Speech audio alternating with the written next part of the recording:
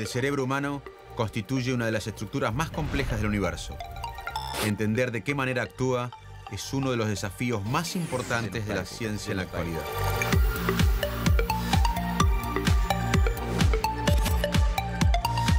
En las últimas décadas, en Argentina, los estudios sobre el cerebro humano se han desarrollado de manera creciente. Destacados científicos han contribuido a la investigación básica y aplicada en este campo. Jorge Medina es uno de ellos que, desde el Laboratorio de Biología Celular y Neurociencias de la Universidad de Buenos Aires, se ha interesado en el fascinante estudio de la memoria humana.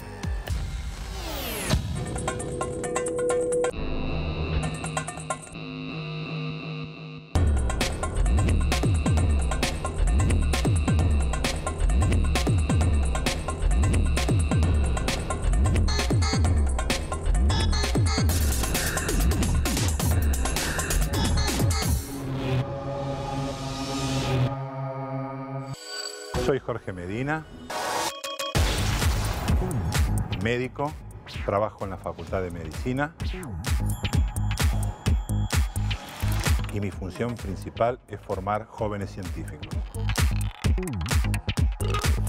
He formado a algunos jóvenes científicos que hoy son científicos de renombre en el exterior.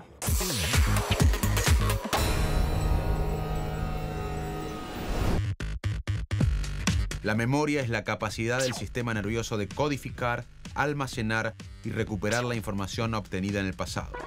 Una cualidad excepcional del ser humano es que cuenta con una memoria más desarrollada que cualquier otra especie.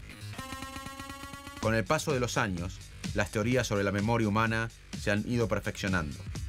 El estudio del cerebro resulta clave para identificar los circuitos fundamentales, tanto en la formación como en el almacenamiento y la recuperación de la memoria. ¿Cómo podemos describir la memoria? ¿Qué es la memoria? La memoria es la capacidad que tiene todo sistema nervioso u organismo en general para poder guardar información que viene del medio externo o del medio interno de uno. ¿Y dónde se guardan las memorias? Ah, qué buena pregunta. Bueno, tenemos un dogma en la ciencia de la memoria. Dicen que la memoria al principio se origina y se guarda en estructuras como el hipocampo, que es una región del cerebro que está relacionada con el aprendizaje y la memoria. Pero otra gente dice que donde uno guarda definitivamente la memoria es en esa zona de nuestro cerebro que tenemos más, que es la corteza. La corteza cerebral sería el lugar donde se almacena por más tiempo la memoria. Ahora, hay una teoría un poquito más moderna que dice la corteza no solamente guarda la memoria, sino que también participa en su formación. Así que yo creo que la corteza tiene un rol mucho más importante en la memoria de lo que antes se pensaba. ¿Cómo podemos describir la memoria? ¿Qué es la memoria? La memoria es la capacidad que tiene todo ser vivo y fundamentalmente el sistema nervioso para guardar información que viene o del medio externo o del propio medio de nuestros cuerpos. La memoria es una capacidad natural de todo sistema de células que se conectan entre sí, por ejemplo, el sistema nervioso. ¿Hay diferentes redes y circuitos para diferentes memorias? Claro. Por ejemplo, a mí me parece que si yo fuera una persona que piensa un sistema que guarda información, por ejemplo, ¿cómo haría yo para guardar memorias que tienen que ver con actos motores? No los guardaría en regiones que no tengan que ver con la acción motora. Por ejemplo, aprendo a mover los brazos y las piernas de una manera tal para hacer un ejercicio X. ¿Dónde piensan que voy a guardar esa información? La guardamos en el cerebro, la parte del cerebro que tiene que ver con la audición, y no creo. Pareciera ser más lógico que se guardara en circuitos que tienen que ver con los actos motores. Lo mismo pasa con otras visiones. Por ejemplo, yo tengo una memoria auditiva pura. Es lógico de pensar que donde se percibe el sonido y donde se analiza el sonido, sea los circuitos donde se guardan. Como las memorias son mixtas muchas veces, hay memorias visuales, auditivas, sensoriales, y hay otras que no son ni memorias visuales auditivas, hay circuitos que se encargan de formar esas memorias. Por ejemplo, cuando uno aprende una lección, ¿dónde piensan que se guarda la memoria? Y en circuitos que tienen que ver con el guardado de hechos y eventos propios o de la vida. Por ejemplo, hay memorias que tienen que ver con lo autobiográfico, es decir, memorias que tienen que ver con los hechos y eventos de la vida de uno, lo que uno experimentó, lo que vivió, lo que aprendió. Bueno, hay circuitos que tienen que ver con eso. Y hay otras memorias que tienen que ver con lo que uno aprende de la vida o aprende de cosas más bien de hechos de la vida, que son conocimientos generales. Por ejemplo, quién fue el presidente de Estados Unidos, o francés, o de Argentina de la década pasada, o quién hizo tal cosa. Esas son memorias que tienen que ver con el conocimiento general. Se las llama también memorias semánticas y que tienen a la generalización de cosas. Los circuitos que tienen que ver con eso no son exactamente iguales a los autobiográficos, pero se comparten varias estructuras. Ahora bien, yo creo e insisto que las cortezas, que son las partes más desarrolladas que tenemos los humanos, no son solamente para ver mejor, ni para oír mejor, ni para sentir el olfato mejor. Porque yo conozco varios animales que ven igual o mejor que nosotros y escuchan igual que nosotros o mejor, pero nosotros tenemos más memoria. Estoy planteando que probablemente nuestras cortezas hiperdesarrolladas con respecto a los animales tiene que ver con que su función, una de sus funciones primarias es guardar información. ¿Se sabe cuándo empezamos a tener conciencia de nuestras memorias? Qué pregunta. Vos sabés que yo esa misma pregunta me la he hecho montones de veces. Podemos tener guardado información desde muy temprano, aunque no la tengamos consciente. Es claramente esas memorias que están tan guardadas y escondidas que no la podemos traer a la conciencia, pero evidentemente ahí hay información guardada desde muy temprano. Hay gente que dice que hay información guardada desde antes del nacimiento.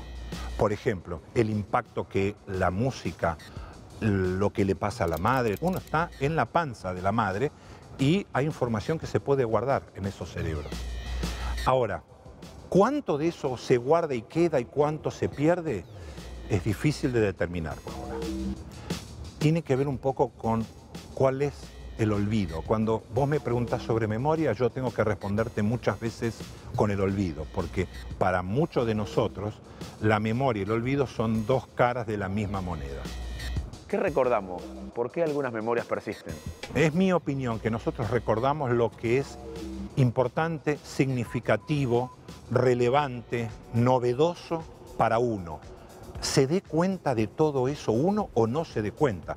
Uno puede no darse cuenta porque es inconsciente, o se puede dar cuenta de lo importante de algo. Es irrelevante que yo recuerde si hoy vine en un colectivo a esta entrevista, es irrelevante que yo recuerde cómo estaba vestido cada una de las personas que estaban en el colectivo. Pero a lo mejor es relevante que recuerde algo de ese colectivo porque pasó algo. Eso es lo que yo recuerdo. No recuerdo hechos irrelevantes. Como decía Borges, referido a Funes el Memorioso, si yo recuerdo todo lo que aprendí en 24 horas y lo tengo que expresar, ¿qué aprendo ese día de 24 horas? Si yo solo me paso evocando lo que aprendí. En otras palabras, uno no puede recordar todo, no tiene sentido que uno recuerde todo. Recuerda solo las cosas que son significativas, motivacionalmente importantes. ¿A qué me refiero con motivacional? Algo que a uno le importe, que le dé ganas, aunque uno no se dé cuenta de eso. Esas son las que persisten, esas son las que duran. Otras duran mucho menos. ¿Por qué? Porque no les prestamos atención o porque no son relevantes. ¿Qué es la reconsolidación de la memoria? Eso es un hecho muy interesante para charlar, porque creo que tiene que ver con algo que nos toca a todos. Reconsolidar una memoria significa rearmar una memoria cada vez que la ponemos en actividad. Volviendo a hablar de Borges, un día Borges se preguntó, ¿qué es lo que yo recuerdo? ¿Recuerdo lo que aprendí originalmente o recuerdo mi última vez que recordé eso? Y tenía razón, es el gran neurobiólogo latinoamericano de las décadas pasadas. Y no hacía neurobiología Borges. Era un escritor y un pensador, pero entendía el proceso de la memoria. Reconsolidar significa rearmar una memoria en función de agregarle o quitarle alguna información cada vez que yo la evoco. Por ejemplo, aprendo algo, lo que vos quieras, y me lo preguntás al día siguiente. Y si me lo preguntás en ciertas condiciones de buena onda, yo estoy contento, y me pedís que lo evoque, que lo cuente, a lo mejor cambia un poquito esa memoria, cambia un poquito, se rearma porque le agregué un entorno plácido, buena relación, buena entropía. Por el contrario, si yo evoco en condiciones de mala onda, estresado, situaciones malas, mal dormido, esa memoria va a cambiar un poco para otro lado. Eso es un poco reconsolidación. Y a nivel molecular, a nivel sináptico, ¿cómo se forma una memoria? Yo quisiera saber un poco de eso. ¿Qué sabemos? ¿Qué sabemos de eso? Bueno, las memorias parecen ser cambios en los circuitos neurales. Lo voy a poner simple. Si tenemos un montón de neuronas, que son las células principales de nuestro cerebro, que se conectan entre sí a través de sinapsis, pareciera ser que los engramas, la traza de la memoria, la materia física de la memoria, son cambios celulares y moleculares en los circuitos neuronales, no en todos, en algunos.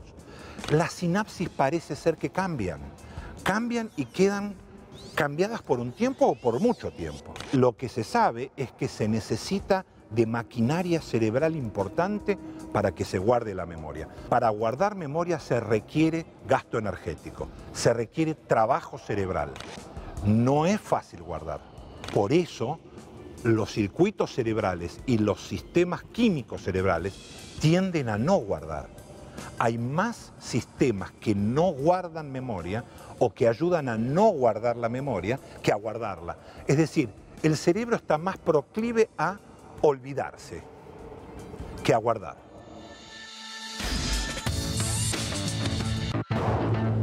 Jorge, ¿nos podés contar cuál es la relación entre miedo y memoria? El miedo, como toda emoción, ayuda a guardar memorias. Lo que pasa es que el miedo guarda memorias de miedo. Entonces, como la emoción es muy fuerte, ayuda a guardar X memorias. ¿Qué pasa cuando uno guarda una memoria de miedo? Puede ocurrir que se puede alterar un poquito la maquinaria, o no un poquito bastante, y uno lo que hace es recordar ese miedo casi todo el tiempo. Es como que una memoria se vuelve tan fortalecida que supera todos los otros recuerdos y se vuelve invasiva esa memoria y la gente empieza a sufrir porque empieza a recordar continuamente una escena de miedo. Entonces lo bueno de eso es tratar de hablar con esa persona y que esa persona tenga algún tratamiento conductual o psicológico o hasta de psicofarmacológico en algún momento. No es necesario las drogas, los fármacos, pero es necesario reubicar la memoria de esa persona porque se volvió una memoria muy intrusiva. Generalmente las memorias traumáticas pueden ser muy intrusivas. ¿Qué es intrusiva para la gente no experta? Intrusiva es que se te mete en el cerebro continuamente. Te levantás y vas a ir a trabajar, pero vas en el colectivo o en el taxi o en el auto y tenés la memoria esa. Te viene. Y si no te viene, cualquier cosita que pasa en la calle te hace recordar eso.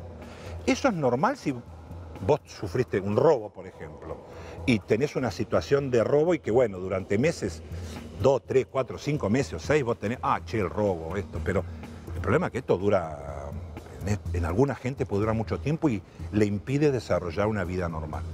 Por eso las memorias traumáticas, que son fuertemente invasivas, deben ser tratadas. Acá es un ejemplo importante de cómo la investigación básica de la memoria, cómo funciona la memoria en animales, en el humano, tiene una implicancia clínica importante, ¿no? Claro, si uno estudia cómo controlar la duración de las memorias traumáticas, en principio podría ayudar a la gente a conocer el mecanismo de duración de estas memorias traumáticas. Entonces, alguien en algún momento podría descubrir cómo atenuar esas memorias traumáticas.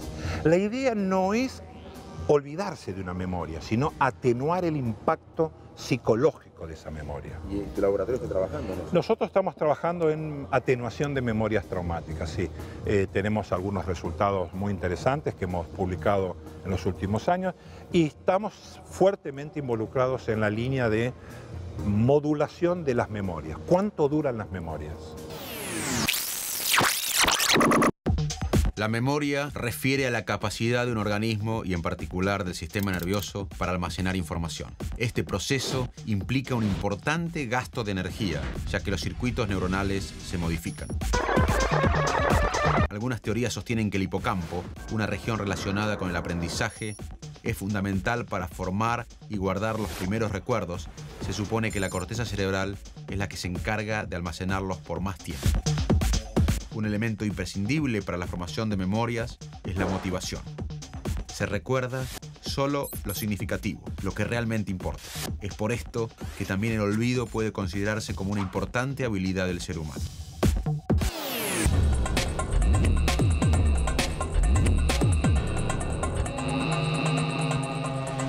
La Facultad de Medicina de la Universidad de Buenos Aires fue creada en 1822 y los primeros médicos se graduaron en 1827. A partir de ese año y a través de su larga historia, esta facultad ha brindado a nuestro país y al mundo profesionales que previenen y curan enfermedades, que investigan, enseñan y difunden información sobre las ciencias del cuerpo humano. ¿Y cómo está constituido tu laboratorio? Mi laboratorio está formado por gente joven, algunos que están en Buenos Aires, algunos que están retornando del exterior, desde Inglaterra, desde Alemania. Hay 2 personas, jóvenes científicos brillantes como Pedro Beckenstein y Diego Moncada, que está trabajando con un grupo afín al nuestro, que están retornando, repatriándose en los próximos 3 o 4 meses. Y después está formado por jóvenes becarios que están haciendo su doctorado en el laboratorio. Un grupo mediano de 6 personas, 7 personas, pero todos dedicados a lo mismo.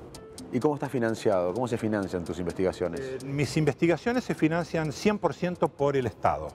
Tenemos financiamiento de la universidad, financiamiento del CONICET y fundamentalmente en los últimos años financiamiento del Ministerio a través del Ministerio de Ciencia, a través de la agencia. La Agencia de Promoción de Ciencia es el que da los subsidios más importantes en monto, más grandes que hay en el país. ¿Dónde publican las investigaciones? Y publicamos en revistas de impacto, intentamos publicar en revistas de referato internacional y alguna de ellas, si uno considera que el trabajo es muy importante, intenta en algunas revistas de esas que son muy famosas. Bueno, no siempre, alguna vez tenemos éxito y otras no, pero bueno, estamos tratando de hacerlo.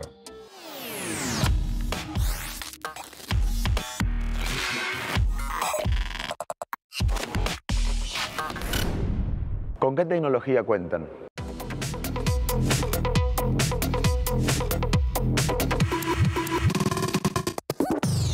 En realidad con el cerebro de todos los becarios. Esa es nuestra tecnología. No necesitamos grandes tecnologías. Tenemos microscopios y tenemos equipamiento, pero lo que se necesita son buenas ideas de la gente joven.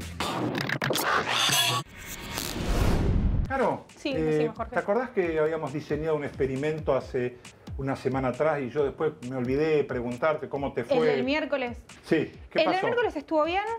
Testeamos las ratas, sí, aprendieron, se acordaban, pero tuvimos un problema con el del viernes.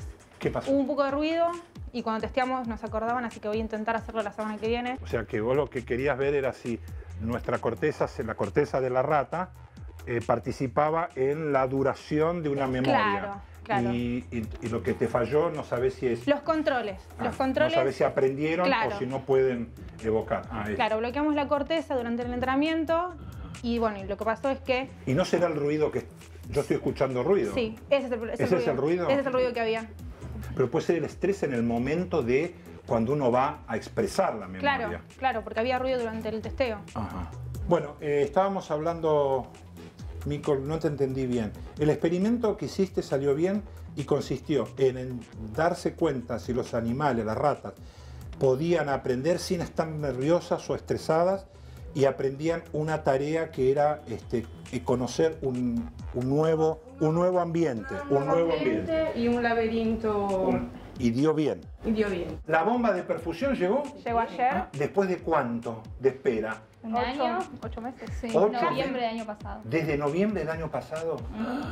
Venía lejos. Pregunto, ¿y con eso qué vamos a poder? ¿Qué vamos a hacer con la bomba de perfusión? La vamos a probar primero. Vamos a probarla, la semana que viene la ¿Pero probamos. para qué sirve eso? Disculpen que yo, pero no sé mucho de esto. Es para preparar los animales para un experimento que es ver cómo se activa el cerebro después del entrenamiento. Ah, o sea, luego de que el animal aprendió algo, ahí vas a mirar algo en el Claro, cerebro. vamos a prepararlos con esta máquina. Bien. Y vamos o sea, a ver. vas a poder visualizar cambios en el cerebro. Claro. Vamos a comparar los que aprendí, bueno. los que entrenamos con entrenamiento y los que no fueron entrenados. Y ustedes saben, todos sabemos hacer esta técnica. Yo no. ¿Ustedes saben hacer esta técnica? Sí. Ah, porque el jefe, no hay duda. No sabe, pero jefe. Dígame una cosa, ¿algo más de esta semana? No, está todo bien.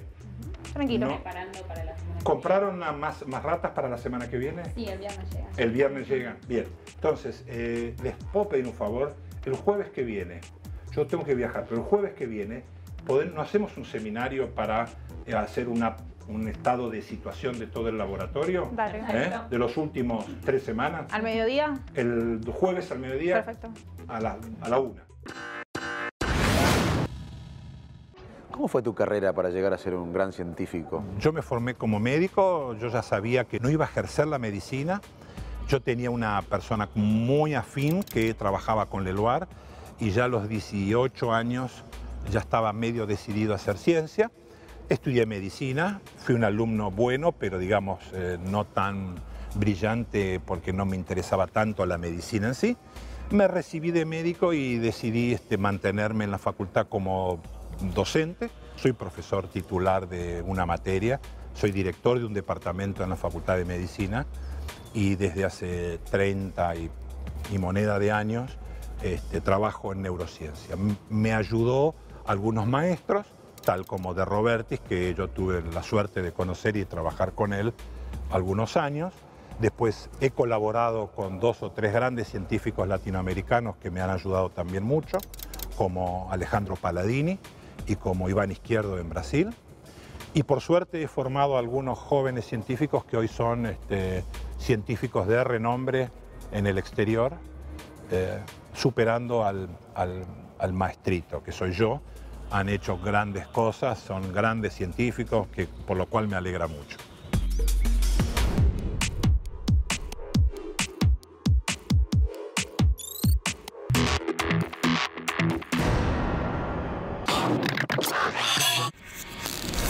¿Y qué es ser un neurocientífico para vos?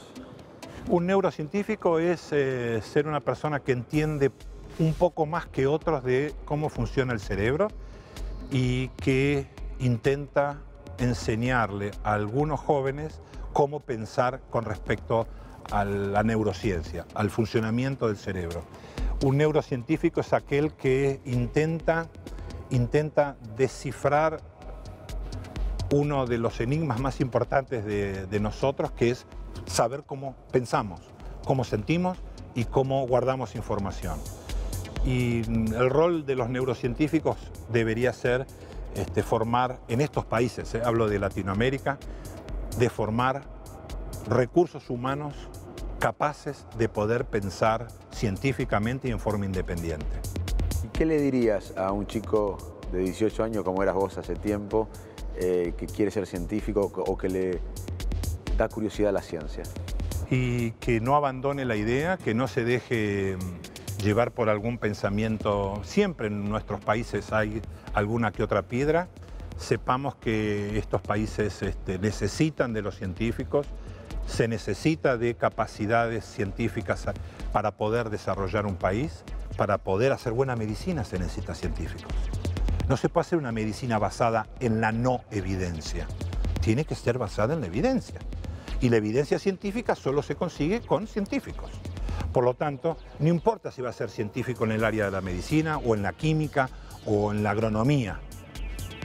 Ser científico es apostar a la vida de uno y a la vida de donde uno vive. Es una forma de ayudar a los demás. ¿Cómo ves la ciencia argentina en los últimos años comparado con otras décadas? En general está mejor, está mejor. La ciencia argentina me ha pegado un salto cualitativo en los últimos 10, 12 años, que a su vez no es lineal, ha tenido algunas subidas y bajadas, unas mesetas. Hay que reconocer que en la última década se ha entendido que la ciencia es fundamental en el desarrollo de la Argentina. Sin buena academia y sin ciencia, la Argentina no tiene futuro. Los estudios acerca de la memoria han logrado echar luz sobre algunos de los misterios que envuelven al ser humano. Sabemos, por ejemplo, que existen áreas claves para la memoria, el hipocampo y ciertas áreas de la corteza cerebral. Además, que cada memoria está mediada por la motivación y, con ello, que el olvido es una instancia clave para el recuerdo. Asimismo, estos avances científicos han contribuido al mejoramiento de la calidad de vida de las personas, ya que la memoria es un elemento central para el normal desenvolvimiento del ser humano. Jorge Medina y todo el grupo de investigación que compone el Laboratorio de Biología Celular y Neurociencias han aportado mucho para el entendimiento de los caminos de la memoria humana.